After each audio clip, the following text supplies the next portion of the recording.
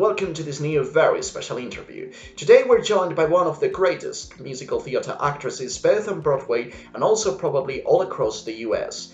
After starring for the first time in the New York scene back in the year 2000, she has taken part in several major shows including Wicked and most recently Waitress, apart from releasing 3 albums and also several singles, which have made it to the top 10 charts. We couldn't be talking about anyone else but the incomparable Shoshana Bean. Hello, Shoshana. Welcome to our show. What an intro. Thank you. Well, it's all true. We had to tell it. Oh, thank you. Thank you. Well, as I was saying, you're one of the most renowned musical theatre actresses.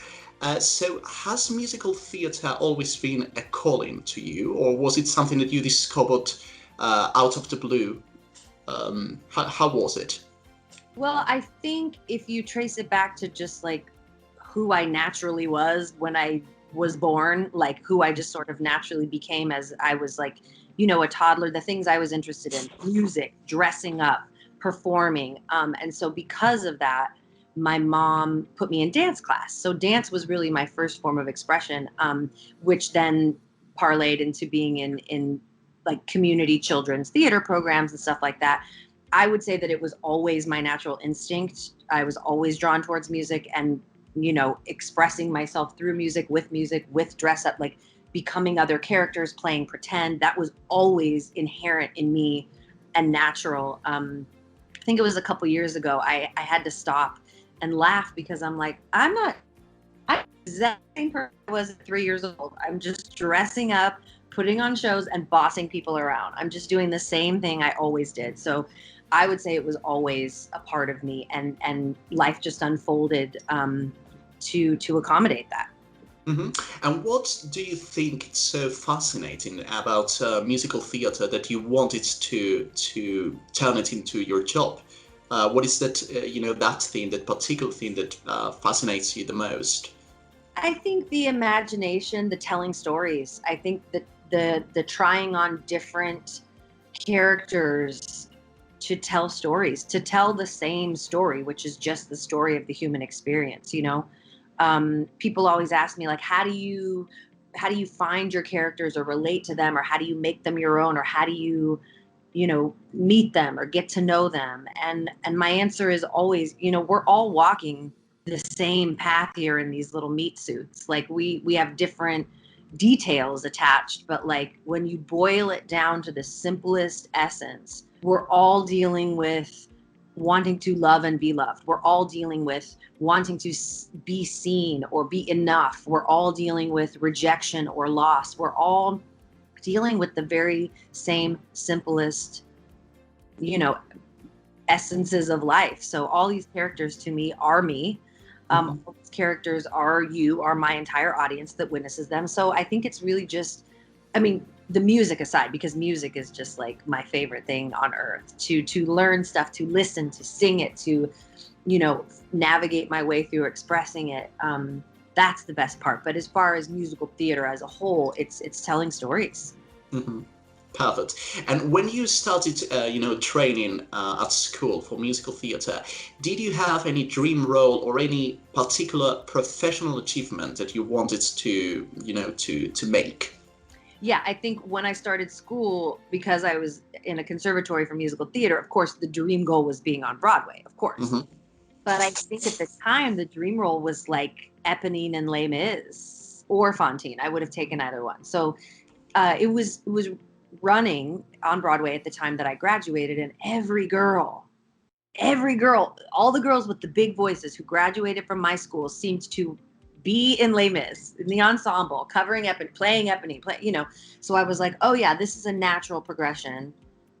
Yeah, I just wanted to be in Les Mis. Fantastic. Well, it's a great show. It's one of my favorite shows too. However, one of the roles you're most remembered for is obviously Elphaba from Wicked. And one of the most, interesting things about it is that you are the second Broadway Elphaba, and you did it right after Idina Menzel, who had won a Tony for that role. it had to be a very daunting experience just to take that role and, that all the responsibility that comes from that, wasn't it? Yes, entirely. And I think what I've come to realize looking back is that it was so big that I kept it like at arm's length.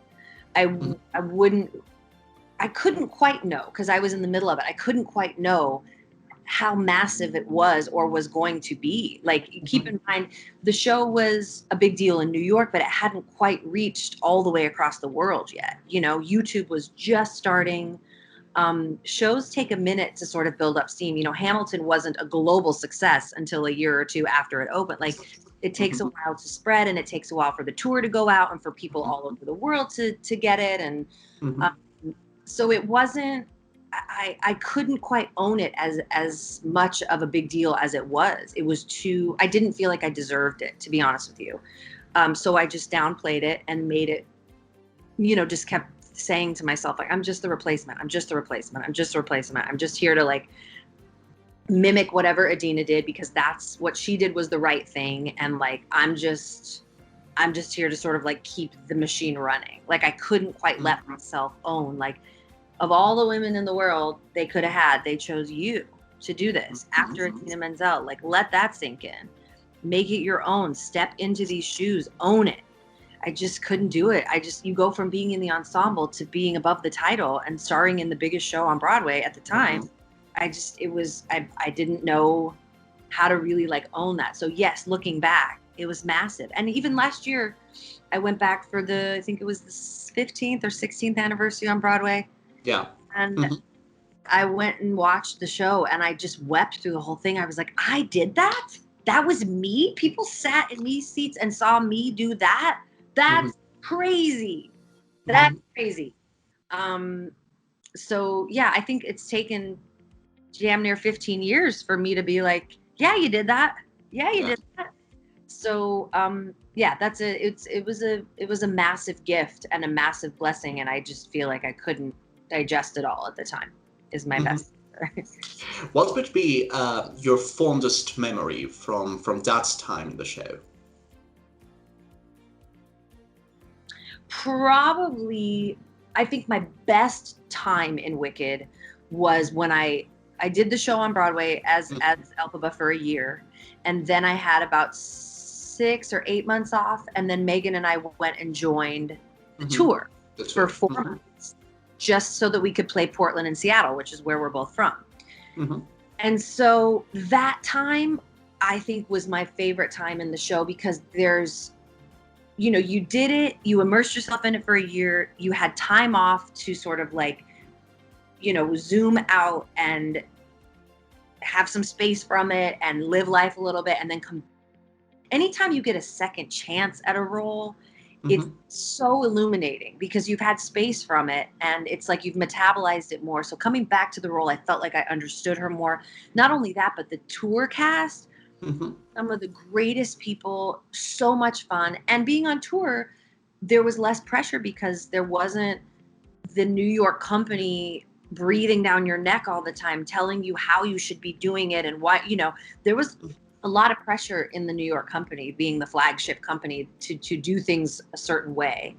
And heads of state were there in New York and they would pop in and check in and they would give you notes. And it just felt like a really, like you were being policed a little bit and restricted, which I completely understand. I don't judge, criticize it. It just makes the experience a little, it's like you're holding your breath sometimes. You just want to please everyone and do right by them and feel like you're honoring the role and giving everyone what they want. So it's a little more restricting in New York. And then on the road, there's less of that. So there was more room to play. Never did I feel like we disrespected the material, but I think that it's nice as a performer to have room to explore sometimes. And I feel like I ever really got that in New York. And once we were on the road, I just felt like it was a living, breathing thing. And we had so much fun on stage and off as a cast. And again, when you get a second chance at something, you do things differently. And I vowed when I knew we were going on the road, I thought, Shoshana, you're going to have fun this time, on stage and off. You are not going to let this role dictate your life. You're not going to live and breathe and die by the fact, how your voice feels when you wake up in the morning. You're going to live in this experience. And so I did on the road. So that 4 or 5 months of time, I would say, is my most sacred, beautiful memory of Wicked. Of the entire show. It's very interesting what you mentioned, that they are far more strict when regarding the Broadway production, because I thought that with replica productions it's most usually the same. It happens here, for example, in Spain, that we have a lot of replica shows, and the original Broadway team or the original London team comes once in a while to check that everything is done right. But I didn't know that they were, more open to your own creativity as a performer when you are on the road. So it's very interesting what you mentioned. Yeah, I don't think that they're open. I don't think that they were like necessarily encouraging us to sort of explore and play, but they weren't there to check on us every week. They would come in, once a month and give us notes, but they weren't there every day. So, we had more room. Mm-hmm. Yeah. Perfect. And also, this is a very technical show. It has a lot of special effects, great sets, great costumes, everything. So I think that bloopers have to happen.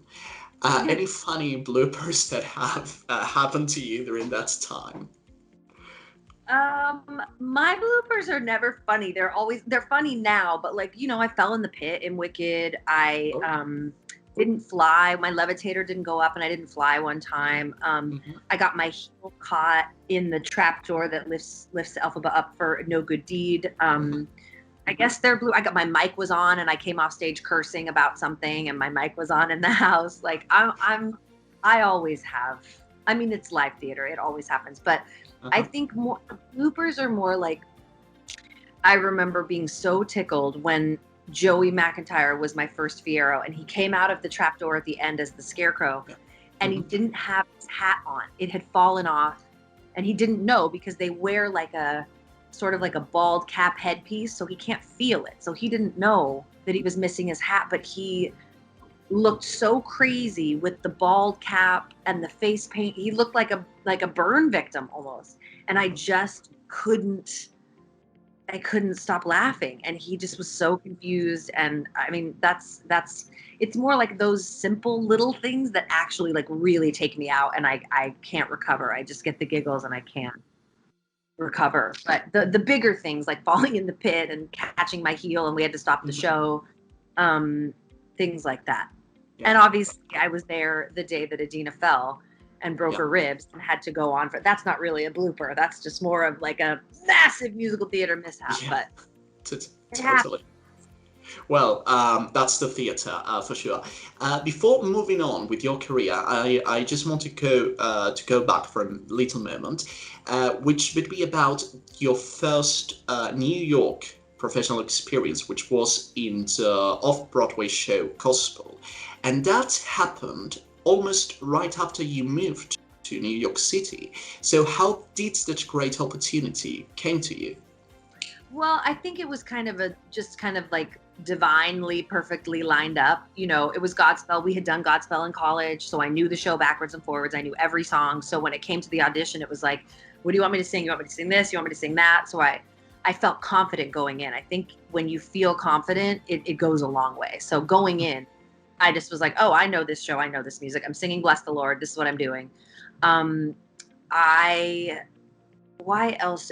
I also just think I moved to New York with such a determination and such a fire and a fearlessness that I just think that that's how I walked into the city and how I walked into those rooms early. And, I was there for like 2 or 3 months before I got that job. So every time I walked into a room to audition, I just had this fierce confidence that slowly died over the years. But I think it was just the right time, the right show. I was ready. I brought something special to the table. I remember I coached Bless the Lord with this, the vocal coach in New York that everyone was working with to prep for auditions, Michael Levine. I was working with him, and in Bless the Lord, it goes up to an A. towards the end, Mm-hmm. and did it. And he was like, "You do that so easily. Can you maybe do the A above?" And I was like, "Okay." So I did the A above, and he was like, "Wait, can you do the A above that?" And I was like a whistle tone, and he's like, "Why not?" So I tried it, and it was there. And so he was like, "I mean, I feel like if you do that in the audition, it's a wrap." So I remember like that was sort of like one of the special, like, one of the things that put it over the edge. But yeah, I just think I really do believe, for any young performers that are listening, Mm-hmm. if it's yours, it can't miss you. Mm-hmm. That show, that group of people, that song, that moment was meant for me. Do you know what I'm saying? Yeah. So no matter how great you are in the audition, no matter how bad you are in the audition, if they see you as the thing they have to have in their show, it doesn't matter. And the Godspell audition process was like many days. They grouped us with different pairings of people and had us play and improvise and had us try on different songs for size. So I just knew the show backwards and forwards, and I just felt confident. So feeling confident, and knowing that, like, no matter what you do in the room, man, it's either you or it's not. So it takes the pressure off when you come in with that attitude of being like, I'm just here to show you my gift, offer it up. Maybe it'll make your day better. Maybe it'll ease your challenge of finding the people you need if I'm the one. But please never take it personally if you're not the one, because it has nothing to do with your skill. It has to do with, like, that's the right fit for what we envision. Yeah, matching the profile that they are looking for. Exactly. Yeah. So now moving on with another aspect of your career. As you said, you're passionate about music, and that has led you to release several albums. So how did you start to do that? I mean, the beginning of your recording artist career, how did it begin? So it was something I was always simultaneously doing. Like, through college, studying musical theater, I was always writing music with friends on the side. Through moving to New York and starting out auditioning in musical theater, I was always recording demos and submitting them to labels and doing these like R&B competitions down in the Village. So I was always straddling the fence. While I was in Hairspray, I was, going to Philadelphia on my days off to work with these producers and pouring all my money into making demos. And it was always something I was also doing. So when I finished Wicked, I felt like I have done what I came to do in New York and on Broadway. I don't know how it gets any better than Elphaba unless someone's going to offer me Fanny Bryce on Broadway. Like, I'm not interested in doing this grind again anytime soon, unless it's a role that gets created that I haven't seen yet. I don't want to live this 8-show a week life. It's robbing me of a personal life, especially when you're the star in that way. And I didn't quite know how to balance my life as well as I do now back then. So I thought, I'm just going to move to LA, and I'm going to put everything that I have put into Broadway into my recording career. And I had a manager out here, and I was working with Brian McKnight out here. And so I just came to LA and started making music. And it really was accidental that everything happened independently. It's not what I wanted. I certainly wanted to be on a label and wanted to have other people's input and assistance with my music, but I was impatient and things weren't happening and people weren't biting and no one seemed to be interested. So in the meantime, I just kept making music and recording, and all of a sudden I was like, I think we just made an album. Okay, I guess I'll just put it out myself. And then it just kind of continued that way.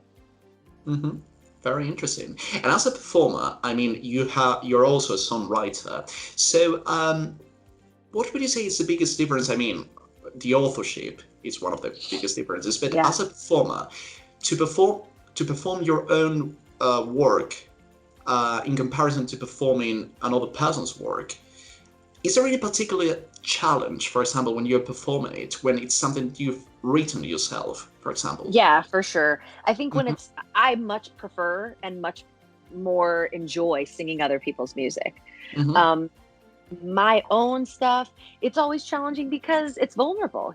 I'm telling my own truths. I'm telling my own story. So not only am I putting my feelings out there to be examined and potentially judged and experienced, but I'm also putting out my songwriting skills, which is vulnerable because, I'll debut a new song and I'm like, I don't even know if this song is good. I don't even know if people like it. I don't even, which is less and less over the years. Like now I know it's just like I take off my clothes to get naked. Here I am. Like it's just part of the gig. But in the beginning, I remember being terrified about what people would think or feel or not feel, especially because when I put out a cover of something, people go wild. And so I'm like, okay, you really hate my new music. You just want me to sing other people's. And believe me, like I only stuff for songs that I feel are extraordinary. I feel that Chandelier is an extraordinarily written song. I feel that In My Blood or I Want to Dance with Somebody, or like those are extraordinarily written songs. Yes.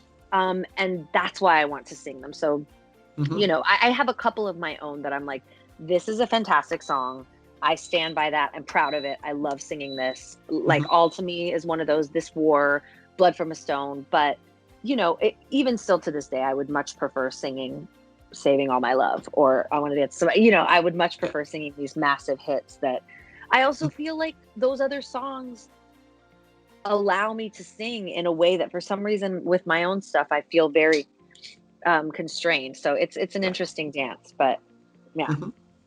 And do you have any special process when creating a song? Any ritual perhaps? Or what do you have to do to set yourself to write a new song?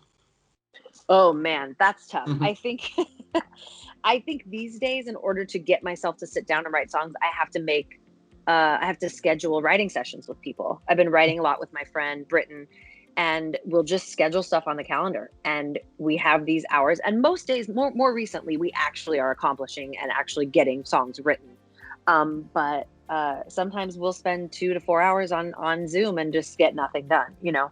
But I think it's twofold. I think you have to be open and be listening for inspiration just as you're moving through the day. And I think sometimes you have to schedule the time, make the appointment with yourself to sit down and have designated writing time. I mean, I certainly have not mastered this craft. So, yeah. Well, that's very interesting. And also, this part of your career has also led you to give some astounding performances. Is there any particular performance, any particular gig that you have had that, you know, has a special place in your heart? Yeah, I think that all of the album release shows that were around my album spectrum. So we did a big one in LA, we did a big one in New York, we did a big one in my hometown, and then we did a big one in London. Because I was able to have the full 17-piece big band that's on the album, and we were playing bigger venues, and it was just like a magical, like, I think as performers, when you get an opportunity to stop and look back on the distance you've traveled, it's pretty incredible. And that album for me, you know, to show up to these venues and see all the hundreds and sometimes thousands of people showing up to hear this album performed, I knew it wasn't about the record. I knew it was about 20 years of a career, from theater to videos to singing with Postmodern Jukebox to, you know, putting covers on YouTube, making records to whatever. I knew it was like a benchmark moment. So all those shows, specifically the New York Apollo show for my album release, but all those shows around Spectrum were like definitely a career highlight. That's very interesting. And also recently, last year, you came back to Broadway in the main role of the hit show Waitress. So how did it feel to, you know, get back to Broadway after so many years? Terrifying, thrilling, overwhelming, every possible emotion. But again, when we talk about how I was so reticent in Wicked to own my own power and own the power of the gift I was given with the role, I was like, okay, 14 years later, I'm coming back to Broadway. Shoshana Bean, if you don't learn your lessons well and come back to this, owning every inch of it, enjoying every inch, knowing it's not going to last forever, like being present, being grateful, giving your whole heart, like owning all of it, like you have missed an opportunity. So that's how I came into Waitress, wanting to just suck the juice out of every inch of the experience. And it was terrifying to get back on a Broadway stage after 14 years because it's 14 years. I'm not the same person I was when I did Wicked. My voice does not sound the same. This role, I was terrified. I'm like, Jenna is so still and so small. What if people come to this show expecting me to be Elphaba, and it's not that. Yeah. Are they Mhm. going to be disappointed? Are they going to be like, I didn't come to see Shoshana do this? I just, you get celebrated for singing high. You get celebrated for riffing a lot. Those are the moments people seem to pinpoint. If I don't do those, am I disappointing people? Mhm. And then I had to throw that out the window and be like, I'm not here to please people. I'm here to tell this woman's story. I'm here to Mhm. be true to this character. And if people resonate with that, great. And if they don't, if I'm their least favorite Jenna, that's the other thing. It's so hard to be the, 15th Jenna in the line of like a million interpretations of this role. Mhm. To stand firm in my interpretation and my telling of this role, different from anyone else's, not intentionally, but Mhm. just like I'm a different person, the way I see her and approach her and bring myself to her is going to be different. So it was terrifying, and it was so powerful. I remember my opening night in the role, it was less than perfect, but that moment to sing She Used to Be Mine Mhm. and feel that I was telling my own story of like, I'm not that girl that you guys remember from 14 years ago. I'm proud of that. And I'm also sorry that I can't, that it's been this long, that like, she's gone, but I was her at one point, but now I'm this person, with all my flaws and imperfections. And here's my heart filleted open on stage for you all to see. And then people were on their feet at the end of that number. I mean, it was just the most overwhelming experience I can recall having in the theater. I mean, I've been lucky enough to have a lot of those, Mhm. but that was certainly one of them. So it was incredible. It was incredible to feel all that love, to feel, I mean, just the day they announced that I was taking over for the role, my phone was literally smoking. It was on fire. Like the love that came pouring forward, the excitement that people were so excited to have me back on stage. I mean, it was just, I get choked up thinking about it now. It was a really beautiful moment in time. That's fantastic. And as you said, about opening your heart when you're performing a new role, would you say that as a performer, that's the best way to prepare for a new role, a new character, to any young performer that is listening to this interview? Would that be To your bring piece of advice? Mm-hmm. to bring your heart to it. Yeah, to open your heart to that character and let it get into you, just to create that character. That would you say that is the way to perform a new character, to prepare for that role, for a particular role? Yes. If Mm-hmm. you came to me and asked me to coach you to prepare Mm-hmm. for a role, yes, that is what I would say. However, Mm-hmm. you know, with that, and I that this was my experience with that comes like it's heavy emotionally. Like I was a raw open wound for 6 months playing that role because that's how I chose to come at it. Yeah. I feel like I'm emotionally and mentally strong enough to maneuver through that. But recently, especially in teaching so much on Zoom during this pandemic, a lot of people have pushed back at me on that. Like it's feeling like their emotional and mental health is at stake when they rip themselves open and bring their own painful experiences to the table. Yeah. Well, Shoshana, like, how would I do that 8 times a week? Like, you know, saying that like the trauma response and like, and for some people, I understand that might be the case. For Mm-hmm. me, I just, I just have never had any choice but to bring my own stuff to the table, to rip myself open every day Mm-hmm. for the sake of allowing the audience to potentially open their heart. I got to do it first. I got to usher in, the spirit. I have to create the space. And that's the only way I know how to do it. Is Mm-hmm. there room for imagination and faking and act? Yes, of course. But for me, it's more authentic and truthful to put myself through the experience every freaking time I go on stage. And it is painful and it is hard and it is exhausting. And I did go home and drink whiskey and eat potato chips every night after the show. Do you know what I mean? Because Yeah. I was so depleted and so exhausted and such a raw, open nerve. But that is kind of what it is sometimes. And, I remember like my voice doctor at some point was like, you have taken this woman so deeply into you. You need to do a ritual every night when you leave the theater. You need to say goodbye to her. You need to leave her there. You need to say goodbye to you have to separate. Mm-hmm. And I was like, I can't do it. I can't do it. can't do it. No. Like, even when he said it, even the thought of it, I was like, leave her there? Hmm. No, Yeah. no.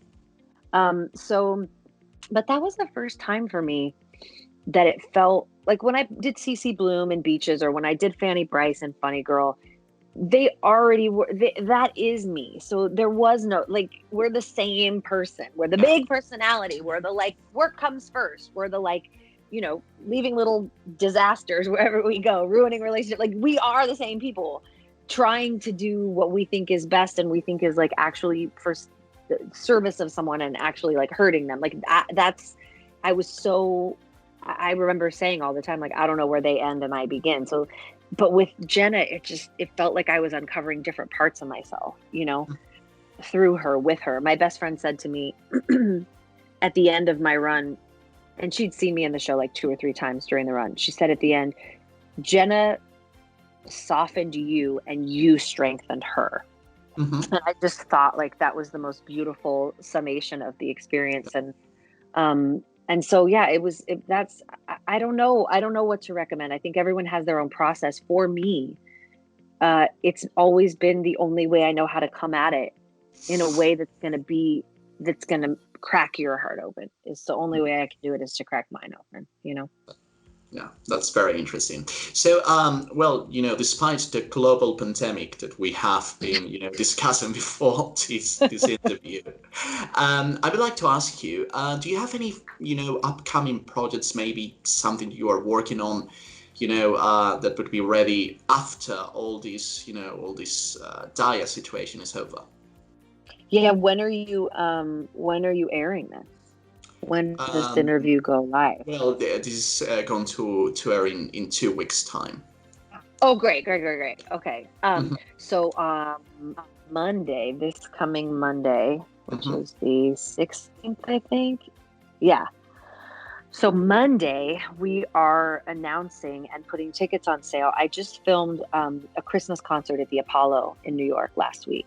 Brilliant. So the big project of December is my holiday concert at the Apollo, which will Mhm. stream live on December 9th. No, it won't stream live. We filmed it, recorded, we're editing it. It's like a finished concert. So that will stream on December 9th.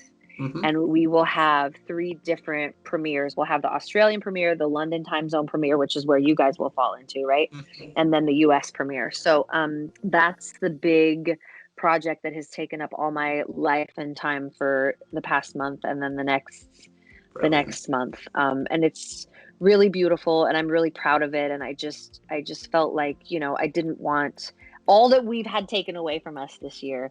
I didn't want Christmas Yeah. to be one of those things. I wanted to be able to still create connection and feel celebratory and nostalgic and grateful and reflective. So that's what this concert is. I really hope that it feels like a really big, warm hug for everyone that watches it, that it can usher you into because it's December 9th, right? So it's early in the month. So I really want for it to be something that people watch and feel like ushered into the holiday spirit, and Mhm. feel done the Christmas show at the Apollo the past 2 years. And of course, I always hear from people around the country that they wish the world, that they wish Mhm. that they could be there. And so Yeah. this year, like, Mm. with all of the, not great parts of being in a global pandemic, one of the beautiful things is like this, Yeah. we've been able to find ways to connect Yeah. virtually and digitally. So this concert is that. It's so beautiful. I'm really, really proud of it. And I really hope that people feel the spirit with Mhm. which it was made. I'm sure they will. And finally, to end this interview, is there any dream still to be fulfilled as an artist by you? Oh my God, so many dreams. I mean, like, I'm really grateful for what I get to do and how I get to do it, but I just am constantly wanting to level up and expand. I mean, things like playing Royal Albert Hall in London, or the Opera House in Sydney, or the Hollywood Bowl, being in a movie musical, Mhm. having my record label be able to produce other artists, and actually financially be able to do that, like take them from soup to nuts, and really groom them and help them. yeah, so many things, more albums, better albums, bigger, just more, bigger, better than what's, Yeah. an expansion of what's already been going on. Yeah. Well, this has been a lovely interview, Shoshana. Thank you so much for Such a taking part. pleasure. Thank you. And we wish you the best of luck with all your dreams and also your upcoming concert, which I'm sure that it's going to be great. Thank you, love. Likewise. Thank you. Thank you. Okay, Not your well, concert, but your dreams, yes. Thank you. Well, goodbye, everyone. Take care, Bye. love.